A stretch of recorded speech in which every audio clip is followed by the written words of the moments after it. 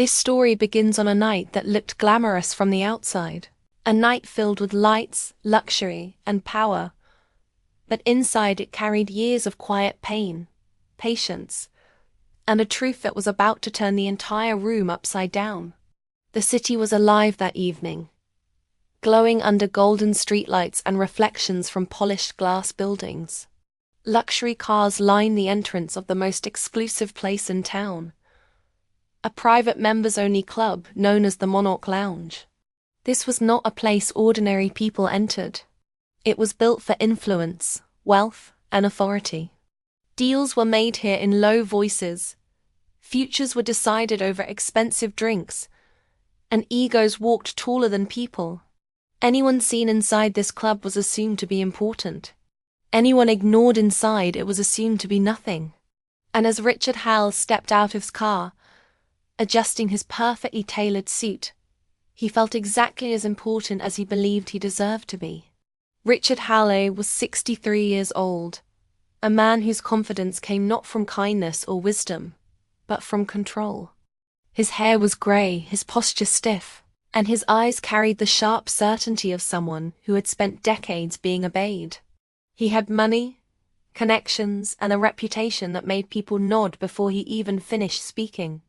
At his side walked his wife, Eleanor Harley, quiet and composed, dressed in a simple black gown that carried elegance without shouting for attention. No jewelry announced wealth, no loud colors demanded recognition. She walked slightly behind him, not because she had to, but because she had learned long ago that stepping forward only invited correction.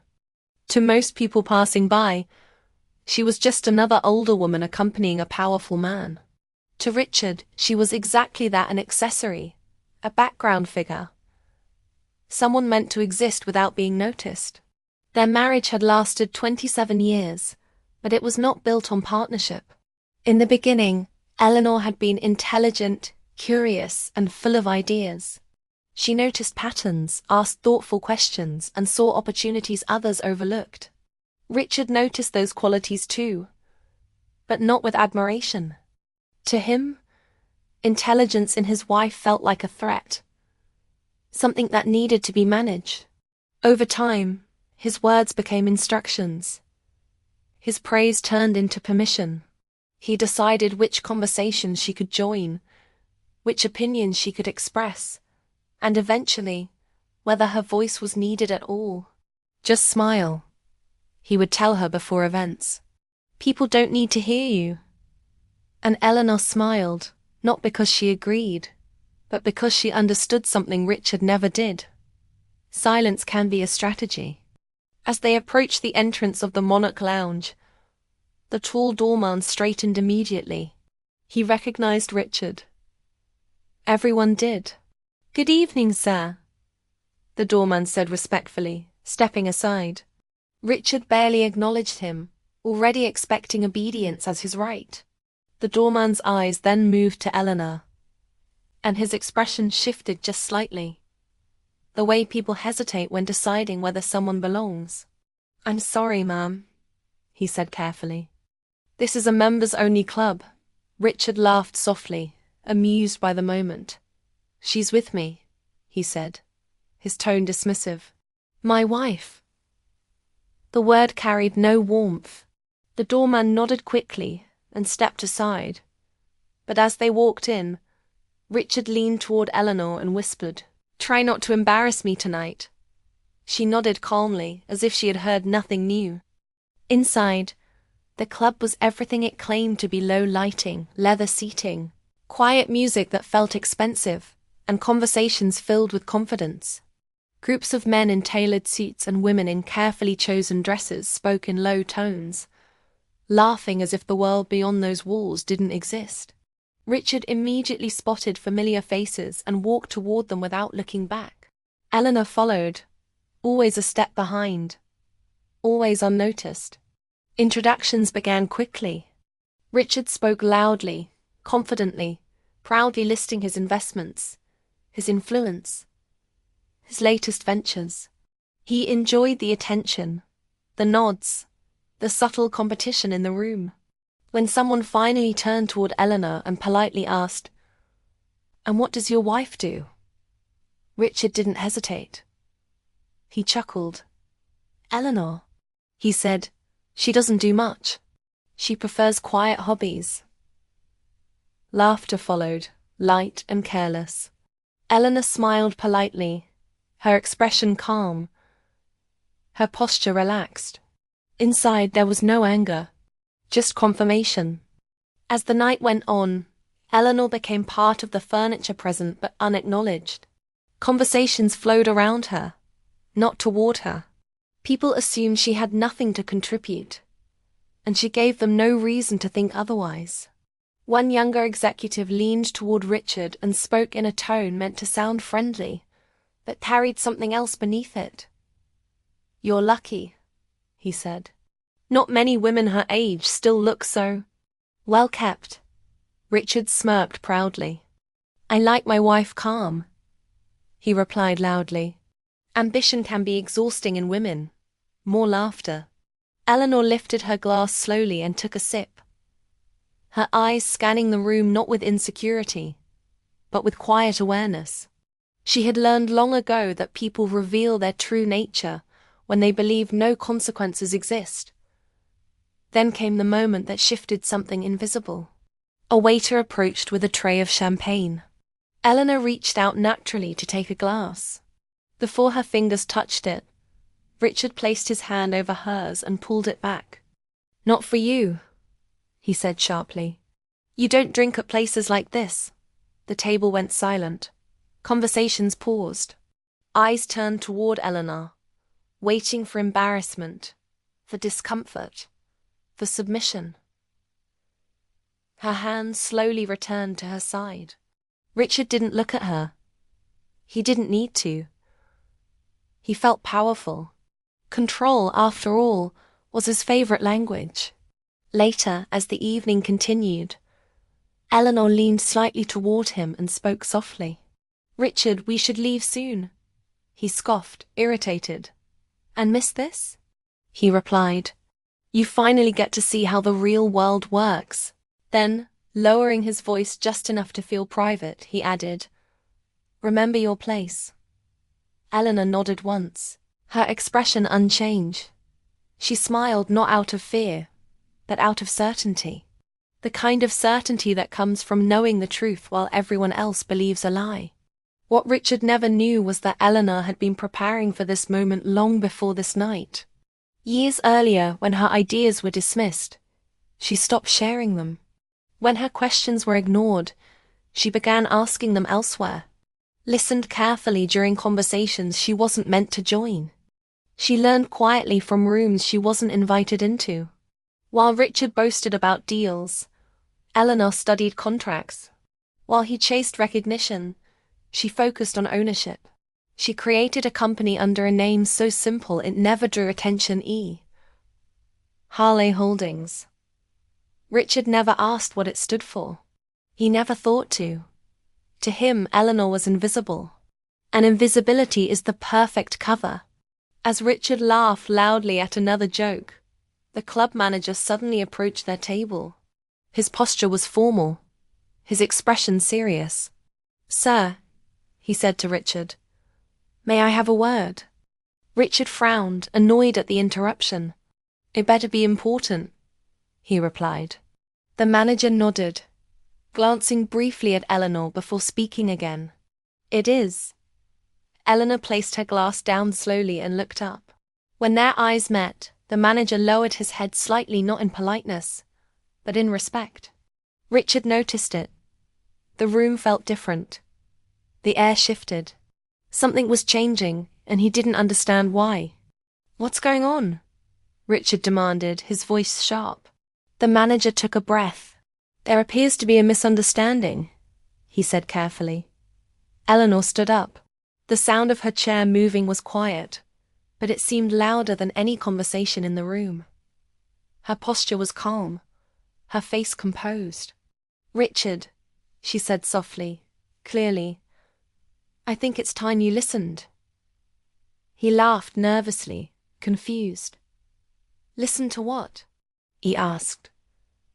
Eleanor turned slightly, her gaze moving across the people who had ignored her, mocked her, dismissed her. And for the first time that evening, perhaps for the first time in decades, Eleanor Harley was no longer invisible. The room did not go completely silent at once, but something far more powerful happened instead. Conversations faded into whispers, laughter softened into awkward smiles, and eyes that once looked past Eleanor now began to rest on her with curiosity. There was a shift in attention, subtle yet undeniable, like the moment before a storm when the air feels heavier, even though nothing has fallen yet. Richard sensed it too. He didn't understand it, but he felt it, a strange discomfort creeping into his confidence, as if the ground beneath his polished shoes had shifted by a fraction of an inch. He laughed again, louder this time, hoping sound alone could restore the balance he was used to. But no one laughed with him. The club manager cleared his throat, choosing his words carefully, as if every syllable carried weight. "Mr. Harley," he said respectfully, "there has been a request regarding your table." Richard frowned deeply, irritation flashing across his face. "A request?" he repeated. "I'm in the middle of a private evening." The manager nodded. "Yes, sir. However, certain matters require immediate attention." Richard waved his hand dismissively. "Then handle them elsewhere," he snapped. "I don't appreciate interruptions." The manager hesitated, then turned his attention not to Richard but to Eleanor. "Mrs. Harley," he said gently, "would you prefer we speak in private or here?" The question landed like a quiet explosion. Richard turned sharply. "What is this?" he demanded. "Why are you asking her?" Eleanor didn't respond immediately. She allowed the moment to stretch, to settle into the room, letting the discomfort grow naturally. Finally she spoke, her voice calm and even. "Here is fine," she said. "There's no need to move."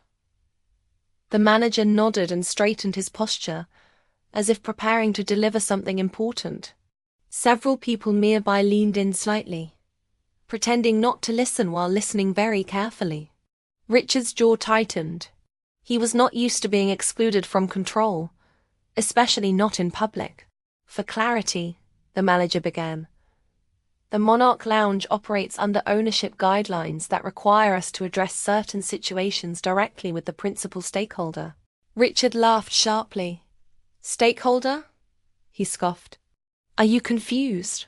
I'm a long-time member here." The manager nodded again. "Yes, sir. You are a valued guest." Then he paused, turning fully toward Eleanor. "However, the ownership of this establishment rests with Mrs. Eleanor Harley." The words were not loud. They didn't need to be. They fell into the room like a final piece of a puzzle clicking into place. For a moment, Richard simply stared. The expression on his face was not anger or disbelief. It was confusion, raw and unfiltered. "That's not funny," he said, forcing a smile that didn't reach his eyes. "My wife doesn't own anything like this." Eleanor met his gaze calmly. "Richard," she said softly, "you never asked." A murmur rippled through the nearby tables. People shifted in their seats. Some leaned back, others leaned forward. The invisible woman had just been given a name, a title, and a presence, and no one knew what to do with it. Richard stood abruptly, his chair scraping against the floor. "This is ridiculous," he snapped. "Eleanor, sit down." She didn't move. For the first time in decades, she did not respond to a command. "I won't," she replied simply. The room felt smaller now, tighter, as if every wall was listening. The manager stepped in again, his voice respectful but firm. "Mrs. Harley acquired the property through E. Harley Holdings over 8 years ago," he explained. "The club operates under her authorization." Richard's face flushed. "That company," he began, then stopped. The name sounded familiar, but distant, like something he had seen once and dismissed. Eleanor spoke again, her tone unchanged, but her words carried a depth that silenced the room. "I started the company when I realized I needed something of my own," she said. "Not to compete with you. Not to embarrass you. Just to exist beyond the space you allowed me." Richard shook his head. "You're lying," he said, though his voice lacked conviction. "You wouldn't even understand how a business like this works." Eleanor smiled slightly. "That's what you believed," she replied. "And it made everything very easy. The people around them no longer pretended not to watch." Some recognized Eleanor not as Richard's quiet wife, but as the owner of the very room they sat in. Respect shifted quickly, as it always does when power reveals itself. The same executives who ignored her earlier now studied her posture, her expression, searching for signs they had missed. Richard felt it slipping away, the authority, the comfort, the assumption that he was the center of everything. "Why didn't you tell me?" he asked suddenly, his voice lower, almost uncertain. Eleanor looked at him for a long moment before answering. "Because you never listened," she said. "You only spoke." She turned slightly toward the manager. "Please continue the evening as normal," she said. "I don't want disruption." The manager nodded immediately. "Of course, Mrs. Harley." The use of her name, spoken with respect, echoed louder than any insult Richard had ever delivered. He looked around, realizing something terrifying. No one was on his side. No one laughed at his jokes anymore. No one waited for his approval. The power he carried had always depended on the belief that he was superior. That belief was gone.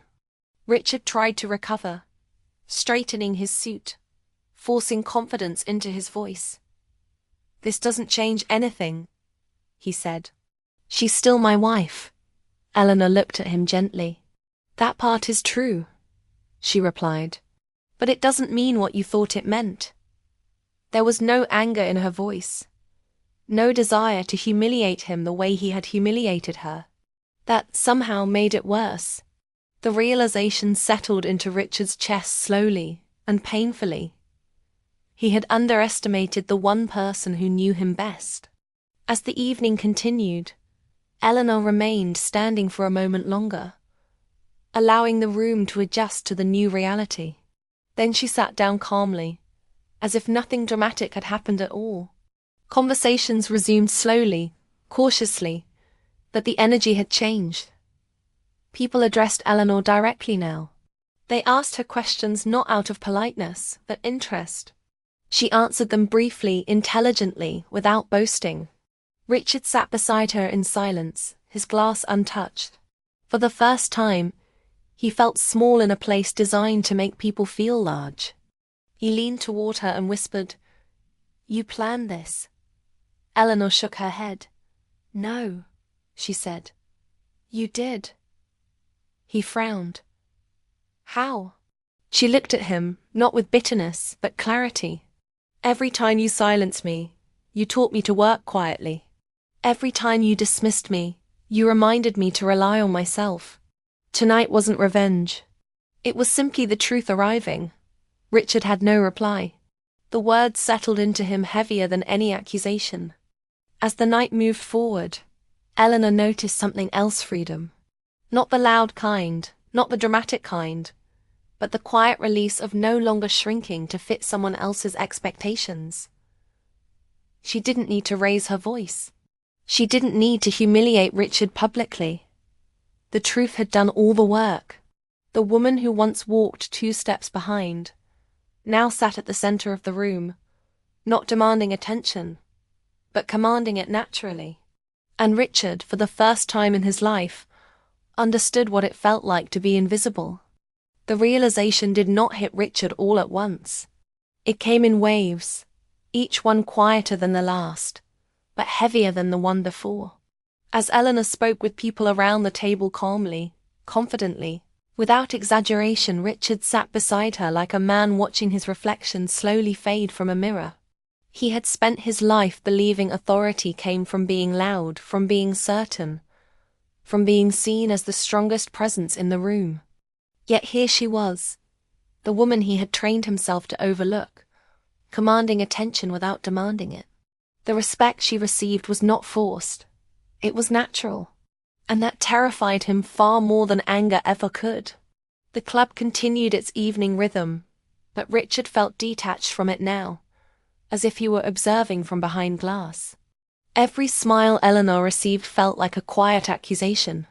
Every nod from an executive reminded him of how blind he had been. He replayed years of conversations in his mind moments when she had tried to speak, tried to contribute, only to be brushed aside. At the time, it had felt normal, justified even. Now, it felt careless, dangerous. He had mistaken her silence for emptiness, and that mistake had slowly built the very power now sitting beside him. Eleanor, meanwhile, felt something entirely different. She felt steady, not triumphant, not proud in the way Richard often was, but grounded. The truth had been spoken, and she didn't need to decorate it. She had spent years imagining what it would feel like if he ever found out, wondering if she would be nervous or afraid. Instead, she felt clear. The tension that once lived in her shoulders was gone. She wasn't performing anymore. She was simply being seen, and for the first time, she didn't feel the need to shrink. Richard finally leaned toward her, his voice lower than before, stripped of its usual edge. "Why now?" he asked. "Why tonight?" Eleanor considered the question carefully. "Because tonight showed me something," she replied. "It showed me that nothing would ever change unless the truth was undeniable." He shook his head slowly. "You could have told me in private." She met his eyes. "Would you have listened?" The question hung between them, unanswered. He looked away. As the evening progressed, more people approached Eleanor not to flatter her, but to understand her. They asked how she managed her investments, what her vision was for the club, how she balanced discretion with influence. She answered thoughtfully, never revealing more than necessary, never seeking validation. Richard watched it all, realizing that while he had been busy collecting titles, she had been building substance. He had always believed success needed to announce itself loudly. Eleanor had proven the opposite.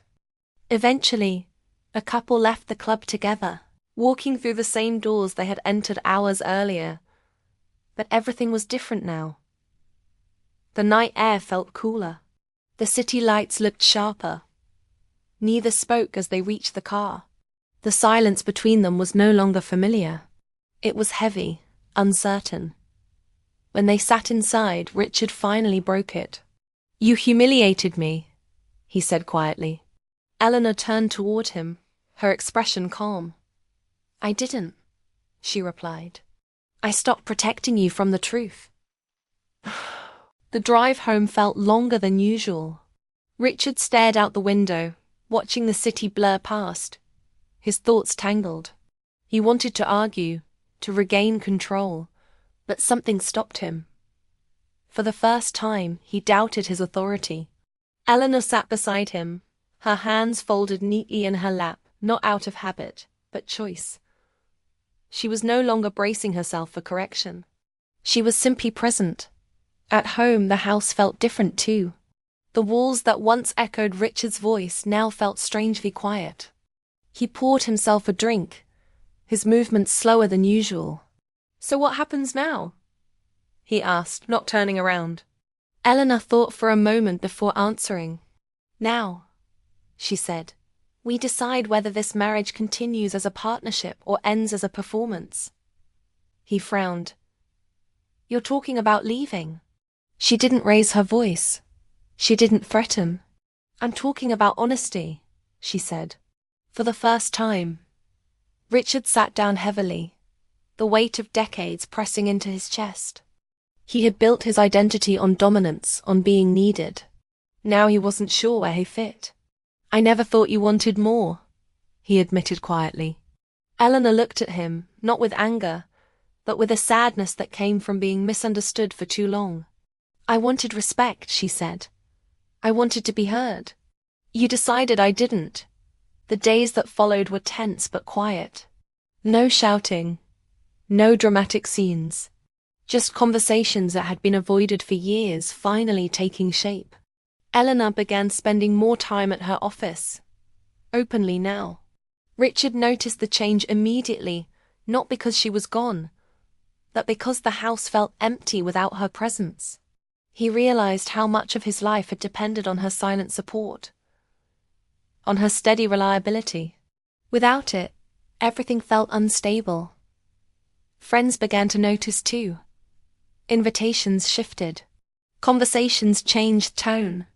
Richard found himself listening more than speaking, unsure of his footing. Meanwhile, Eleanor flourished, not outwardly, not extravagantly, but confidently.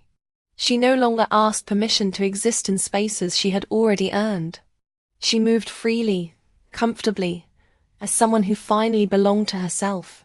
One evening, Richard approached her with something he had never offered before. "I was wrong," he said simply. No excuses, no justifications. Eleanor looked at him, surprised not by the words, but by their sincerity. "I know," she replied. "The question is whether that understanding changes anything." He swallowed. "I don't want to lose you." She considered that carefully. "Then you'll have to meet me where I am," she said. "Not where you left me." The power between them had shifted permanently. Whether the marriage survived or not was no longer up to control or fear. It depended on respect. And that was something Richard would have to learn slowly, painfully, and honestly. Eleanor, for the first time, was not waiting. She was choosing. And that choice, quiet, steady, unshakable, was the most powerful thing of all. Time has a way of revealing truths that words alone cannot explain. In the weeks following that night at the Monarch Lounge, Richard began to understand something he had avoided his entire life. Power does not disappear when someone loses control. It simply moves to where it is deserved. The world did not collapse around him, nor did Eleanor seek revenge or public praise. Instead, life continued, calmly and steadily, in a direction he had never anticipated. Invitations that once came addressed only to him now arrived with Eleanor's name first. Meetings he once dominated now required him to listen. And the most unsettling realization of all was that Eleanor did not change who she was after revealing the truth. She had always been this person. He had simply chosen not to see her. Eleanor, on the other hand, experienced something entirely new. Peace. Not the fragile kind dependent on approval or silence, but a deep, steady calm that came from alignment with herself. She no longer rehearsed conversations in her mind before speaking. She no longer adjusted her opinions to fit the comfort of others. Her days were full not because she chased importance, but because she lived honestly. She visited her office openly now, sat at the head of tables without apology, and made decisions without explaining her worth. Yet despite all of this, she carried no bitterness.